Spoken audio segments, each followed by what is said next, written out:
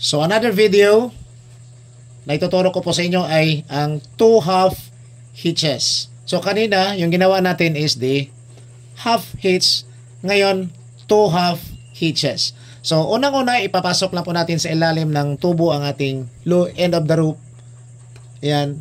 Pagkatapos, iikot lang po natin sa lubid na ito ang end of the rope. At ipapasok natin dito to make our half hitch. Okay? So para po magawa natin ang ating 2 half hitches, dalhin natin muli itong end of the rope sa ilalim at ipapasok po natin dito sa upper part of this loop. Ganito. So, kumpleto na po, buong buo po ang ating 2 half hitches. So, kapag ginamit natin ito guys, napagaling po nito. Hindi po ito basta-basta na naantay. No? This is very strong hitch.